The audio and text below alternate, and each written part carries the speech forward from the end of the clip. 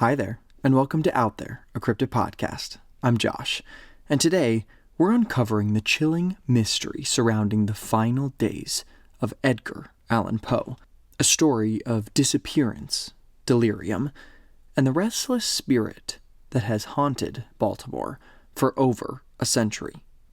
This is the strange death of Edgar Allan Poe. Let's dive in.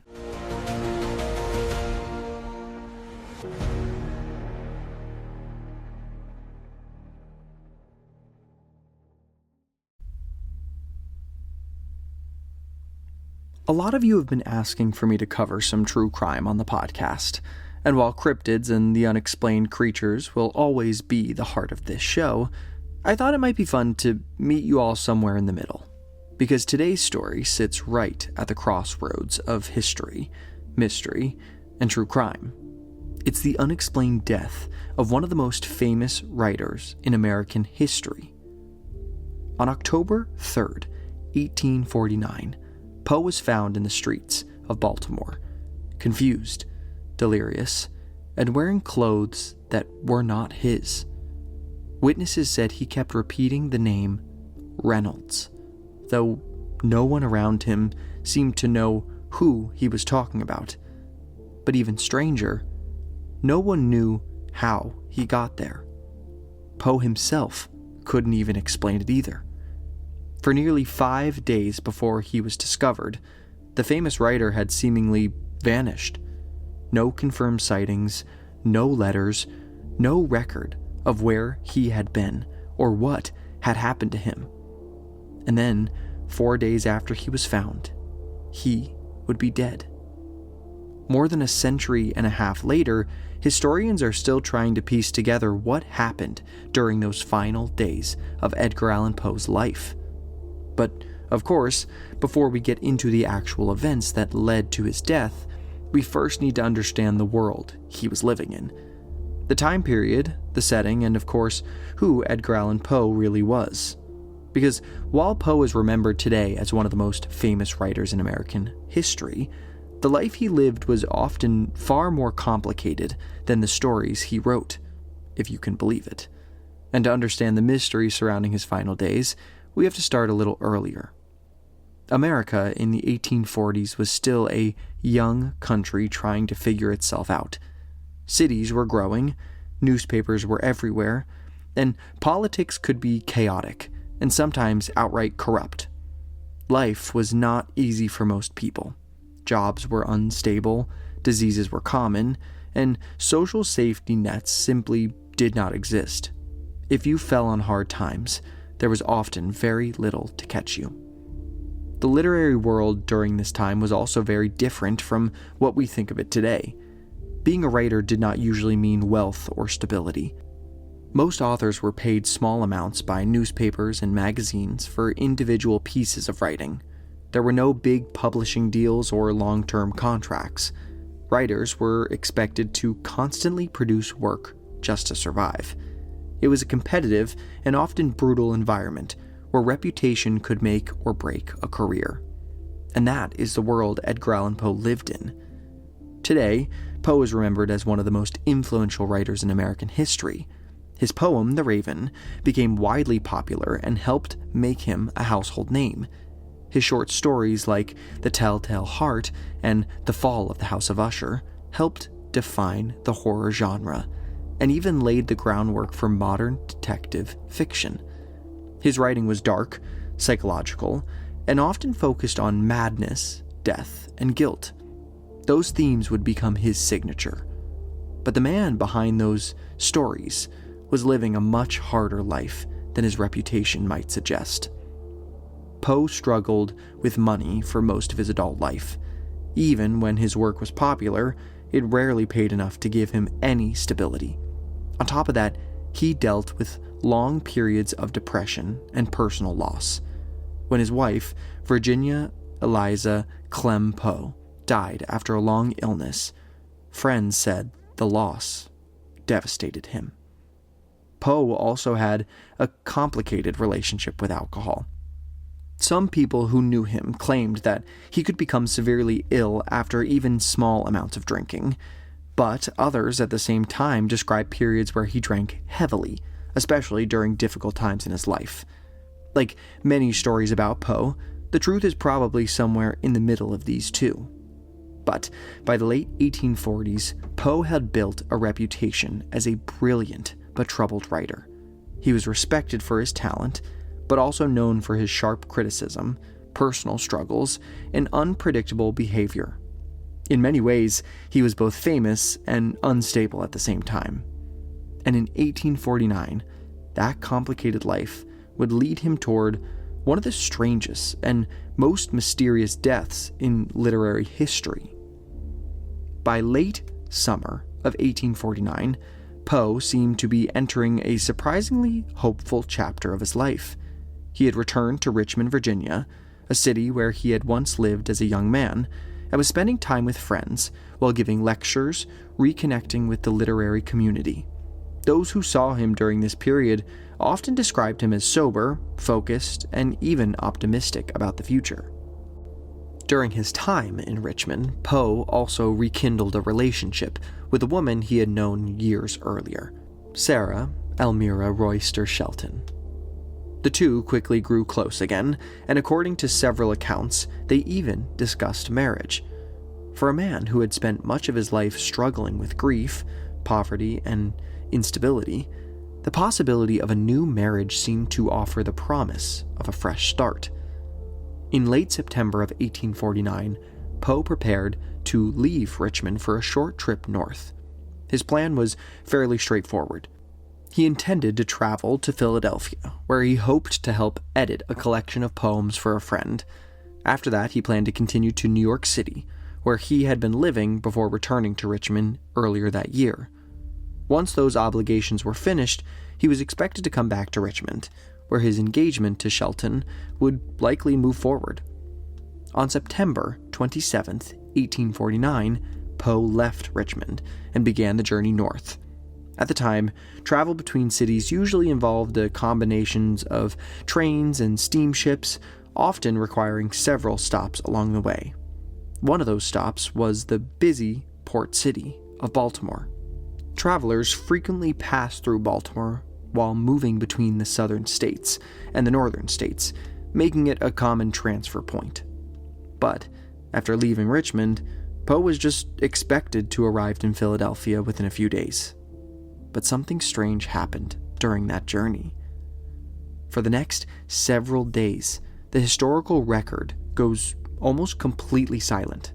There are no confirmed sightings of Poe, no letters written in his hand, no clear documentation of where he traveled or who he may have met along the way. For a writer who often corresponded with friends and colleagues, this sudden disappearance from the record is unusual. Nearly a week later, on October 3rd, 1849, Poe suddenly reappeared in the most unexpected way. That afternoon, a man named Joseph Walker noticed someone in serious distress outside a place called Gunner's Hall, a public house that was being used as a polling location during an election in Baltimore. The man looked disoriented, weak, and barely able to stand. His clothes were rumpled and dirty, and they did not appear to fit him properly. When Walker got a closer look, he realized the man was Edgar Allan Poe. Poe was reportedly semi-conscious and unable to clearly explain what had happened to him. Witnesses said he drifted in and out of awareness and repeatedly called out the name Reynolds, though no one present seemed to know who he was referring to. After being discovered, Poe was taken to Washington College Hospital. The physician who treated him was a doctor named John Joseph Morin, and according to later accounts, Poe arrived in extremely poor condition. He was weak, disoriented, and drifting in and out of consciousness. The doctor later wrote that Poe seemed unable to clearly explain what had happened to him or where he had been during the missing days before he was found. One of the strangest details reported by witnesses was that Poe was wearing clothes that did not appear to belong to him. The garments were described as cheap, worn, and, like noticed before, ill-fitting. Friends later said this was unusual because Poe was normally careful about his appearance and would not have chosen to wear clothing like that. Exactly how he ended up dressed in someone else's clothes has never been clearly explained. During his time in the hospital, Poe's condition seemed to shift between moments of quiet and periods of agitation. According to Dr. Moran, there were times when he appeared restless and confused, occasionally speaking words that did not make complete sense to those around him. One detail that we've seen over and over in this account is that name, Reynolds, though the identity of this person has still never been confirmed. Doctors at the hospital tried to care for him as best they could, but his symptoms remained difficult to understand. At times, he was described as delirious, while other moments he seemed just exhausted and withdrawn. The medical records that might have explained more about his condition were later lost, leaving historians with only scattered reports and recollections from those who were there. For several days, Poe remained in this uncertain state inside the hospital in Baltimore. Friends reportedly contacted, but little could be done to explain what had happened in the days before he arrived there. Then, in the early morning hours of October 7th, 1849, Edgar Allan Poe died. The official cause of death was listed at the time simply as phrenitis, a medical term used during the 19th century to describe inflammation of the brain. Today, the word is considered outdated and vague, and it does not point to any clear modern diagnosis. In other words, even at the time of his death, no one seemed completely certain what had actually killed him. With no clear explanation for the missing days before he was found, the final chapter of Poe's life quickly became one of the most enduring mysteries in literary history.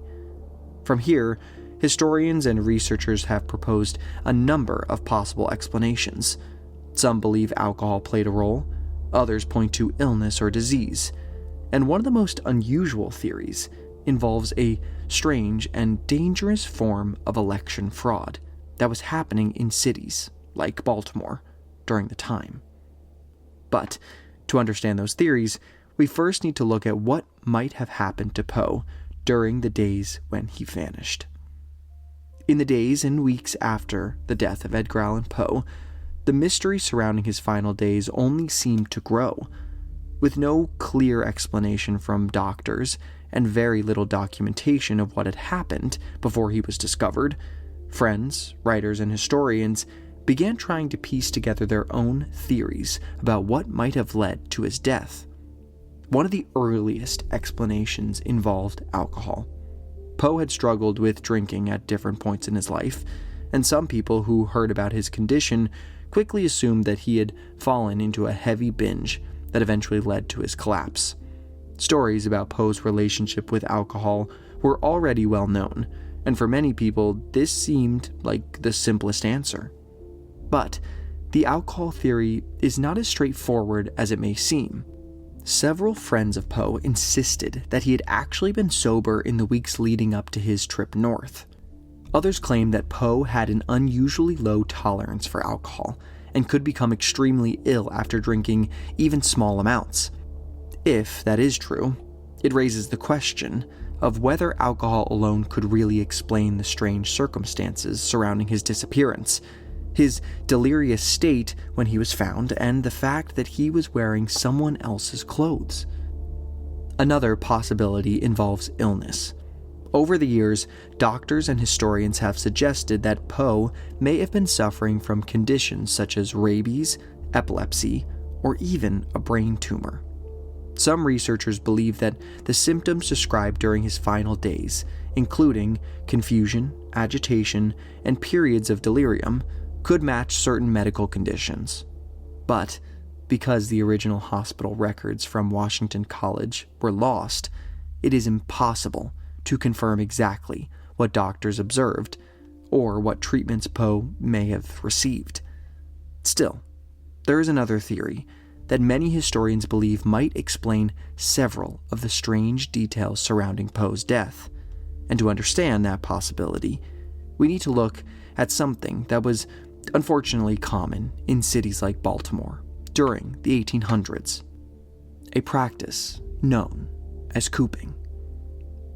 Cooping was a form of election fraud that was unfortunately common in American cities during the mid-1800s, especially in places like Baltimore.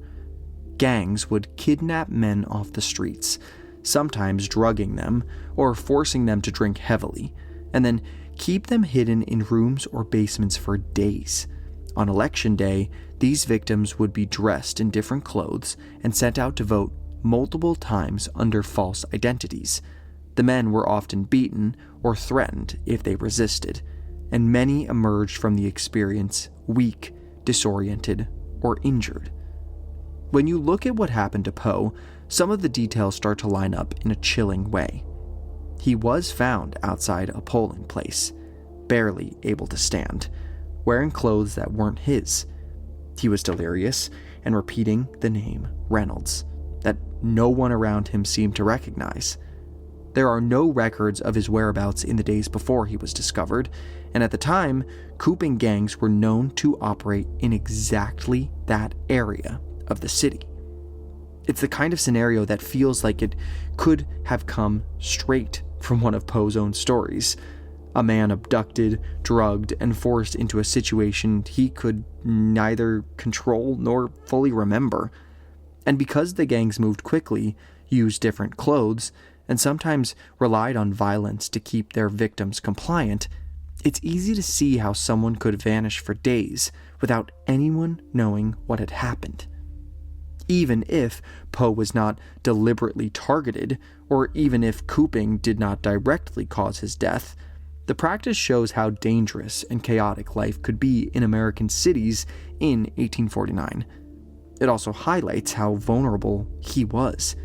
He was a man already weakened by poor health, grief, and the pressures of his life, suddenly thrown into circumstances that may have been terrifying, disorienting, and physically damaging. Many historians believe that cooping is the only theory that explains multiple strange details all at once. The missing days, the strange clothes, the delirium, and the location where he was found. But it is also a theory we will likely never be able to confirm. No one knows for certain if Poe was abducted, drugged, or forced to participate in this kind of fraud. And the uncertainty is part of what keeps his final days so haunting.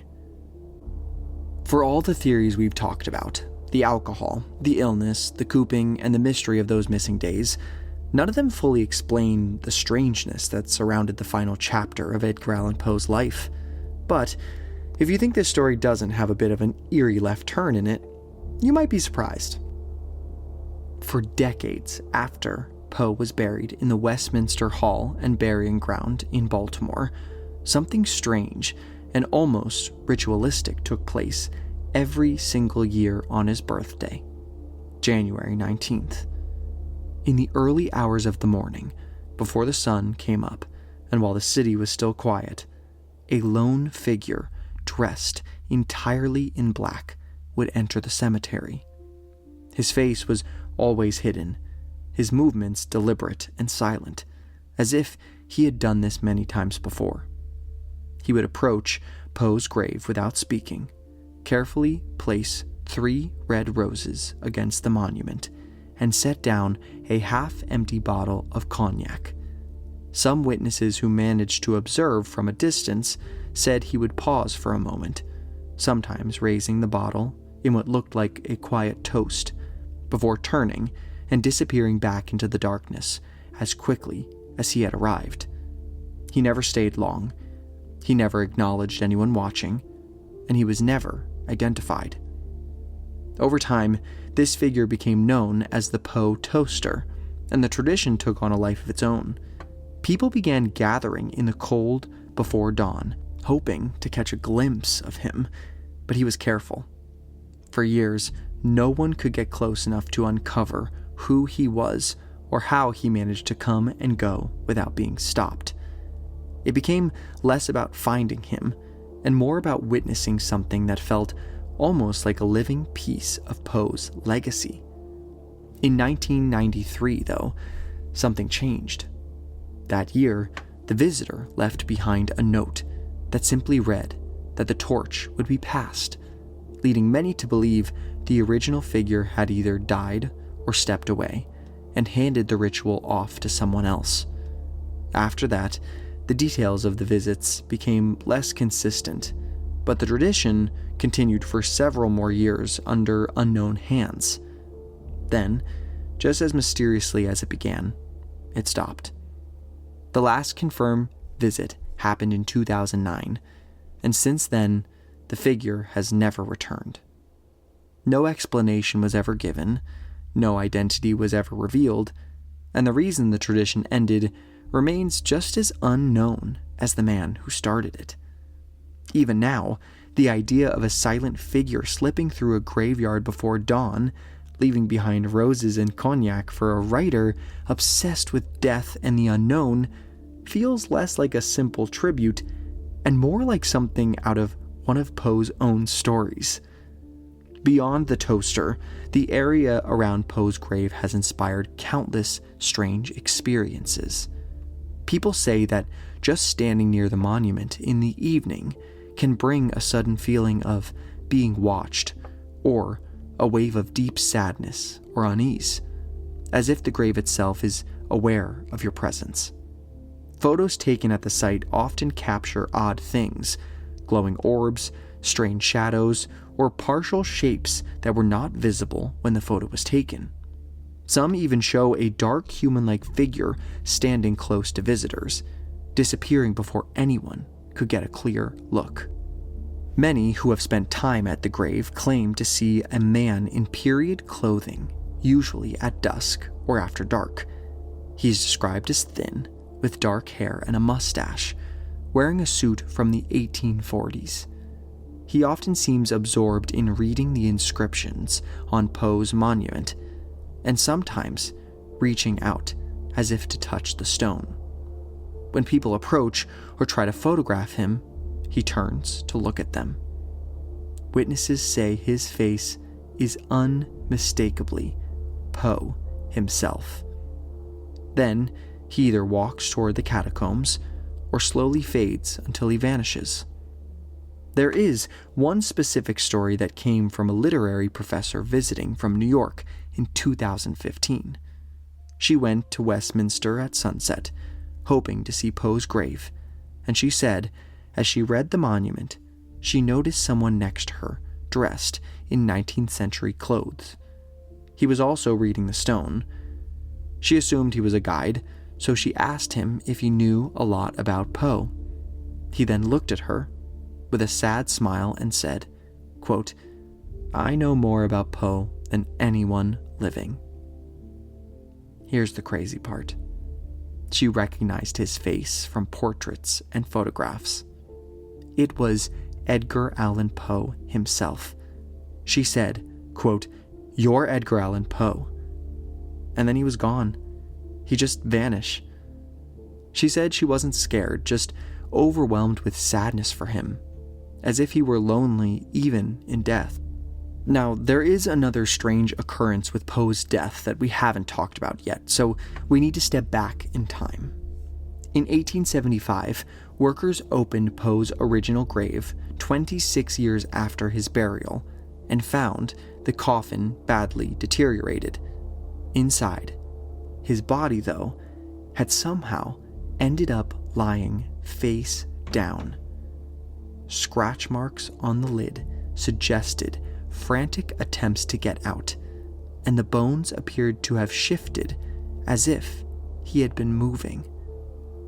This discovery seemed to echo one of Poe's deepest fears, being buried alive, something he explored in stories like The Fall of the House of Usher. Whether his body had moved on its own or the position was simply the result of decay, the workers reported feeling unnerved. Some refused to continue, and those who finished said it felt like a presence was disturbed. Poe's remains were placed in a new coffin and moved to a more prominent spot near the cemetery gates, where they remain today. Visitors still speak of those cold chills, odd sensations, and that sense of being watched. Westminster Hall remains a place where history, memory, and something just beyond explanation seems to meet, and the darkness Poe explored in life still seems to linger there. Several psychics and sensitive visitors have reported receiving impressions or messages they believe come from him. Many say that Poe wants people to know he wasn't buried alive in his original grave. According to these accounts, the way his body ended up in the coffin was the result of normal post-mortem processes and the deterioration of his coffin, not any conscious movement. They suggest that this fear is one of the reasons his spirit has remained so present around his resting place. Others say that Poe is pleased with the attention his grave receives, and the fact that his writings continue to be read and appreciated. One medium described a feeling of profound gratitude, as if Poe recognized that though he died in relative obscurity and poverty, he is now celebrated and remembered. And to finish out this fascinating case, according to mediums and sensitives, Poe knows what happened to him, but he chooses to keep it a secret. The mystery, they say, is fitting for a writer who spent his life crafting Gothic tales and unsolved mysteries. His death is meant to remain unresolved, leaving people to wonder, theorize, and be haunted by it forever. We may never know exactly what happened to Edgar Allan Poe in those final days. Was it cooping, illness, alcohol, or some combination of all of it? The records are gone, the witnesses are gone, and even the doctors who treated him left accounts that were confusing and incomplete. What we do know is that a brilliant, troubled man disappeared, reappeared delirious, and died under circumstances that still remain unexplained. Poe spent his life exploring darkness, obsession, and the unknown, and in the end, his own life became a mystery worthy of his own writing. And it seems like he may be happy with that. So, what do I actually think happened to Edgar Allan Poe? Honestly, I think the cooping theory makes the most sense. It explains too much of the strange details all at once. The missing days, the fact that he was found near a polling place, the clothes that weren't his, and the state he was in when he was discovered. It fits the time period and it fits the location. But, at the same time, I don't think it's that simple. Poe was already dealing with health issues, stress, and everything else going on in his life. So even if something like cooping did happen, it probably wasn't the only factor. It was likely a combination of things that all came together at possibly the worst time. And my favorite part of all of this is that he knew exactly what happened to him, and he chooses not to tell anyone. That the mystery itself is better than any explanation we could ever get. It feels fitting for someone who built his entire legacy around the unknown. And that's what really makes this case so unsettling. There isn't one clean answer, just pieces that almost fit together, but never completely. So, what do you think? Is Edgar Allan Poe's spirit really out there?